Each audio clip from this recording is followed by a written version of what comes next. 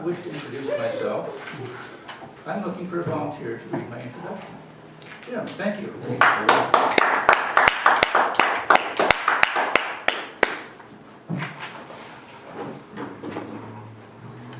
Good morning, fellow Toastmasters. Okay, so that's not working very well. Our first speaker today is Kerry. The title of Kerry's speech is At a Loss for Words.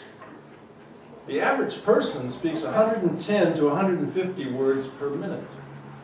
Kerry has been with Early Words Toastmasters for approximately 4.5 years.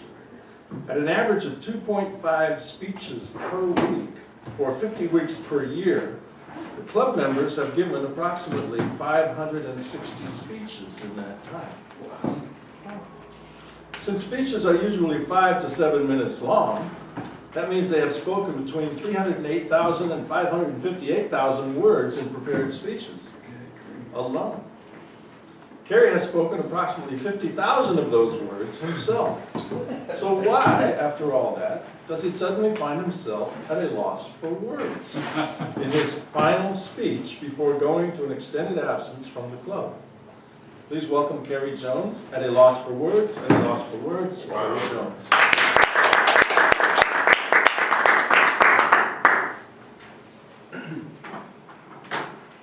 My daughter was just about to turn 10, and my wife was 38 when she became pregnant with our twins.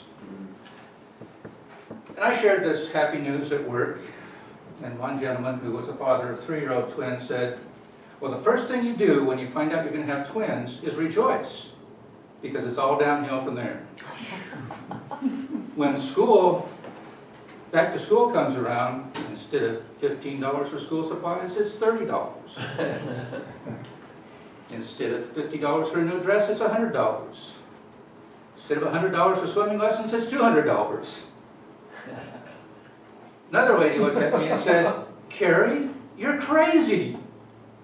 You're going to be going through menopause, puberty, and the terrible twos at the same time. What were you thinking? Well, that didn't turn out all that bad. In part because I get along with 2-year-olds better than I get along with most adults. And I divorced my wife before she got too far into puberty, or into menopause.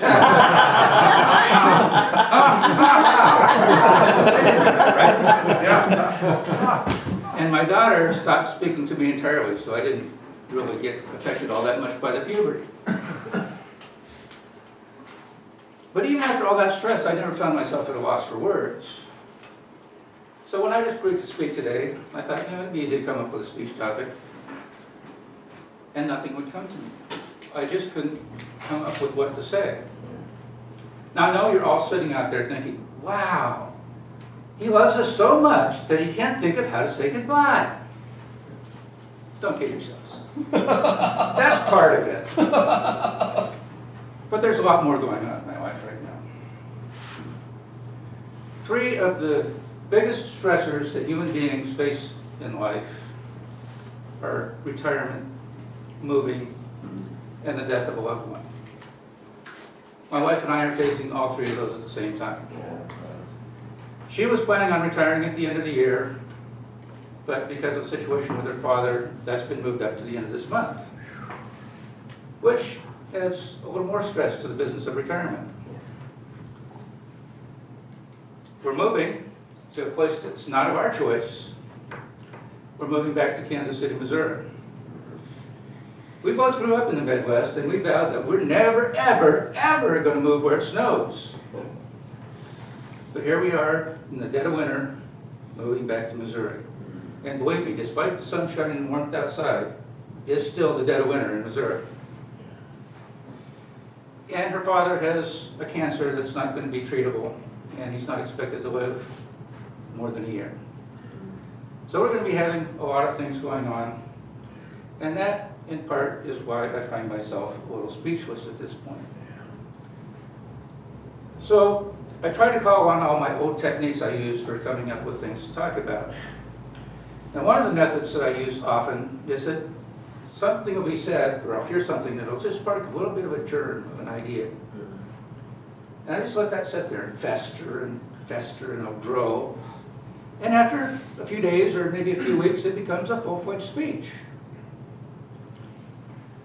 Well, maybe it was the antibiotics they gave me for my knee surgery, but there doesn't seem to be a living idea germ left in my body. So that idea didn't work. Another method I use sometimes is to just come up with a clever title and then build a speech around that. And I thought about calling this speech Kerry's Swan Song. But I didn't get very far into the research when I found out that that phrase comes from an ancient belief that swans, who are mute almost all their lives, suddenly come up with this beautiful song just before they expire. Well, I had my wife look at the stamp on the back of my neck here, and I found out that I'm nowhere near my expiration date. So that idea didn't really work either. And another way that I sometimes do speeches, I just take the manual and I look at the project and the objectives, and that kind of gives me an outline, and then I start building a speech around that.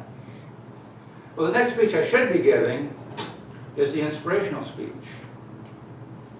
I'm not feeling particularly inspired, nor am I feeling particularly inspirational at the moment. And besides, that's an 8 to 10 minute speech, which means that's about 300 or 400 more words that I'd be at a loss for. So I couldn't come up with that idea.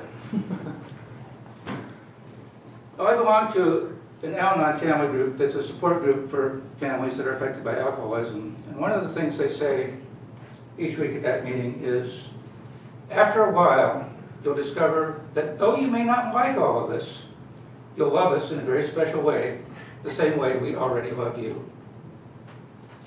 Well, that applies to Toastmasters as well. So while I still have no idea what I'm going to talk about for 5 or 7 minutes today, there are 2 words that I'm not at a loss for. Thank you. And not for listening to my speech, because Ken would get mad at me if I said that. Thank you for your friendship and your support and your thoughts and prayers during the coming year.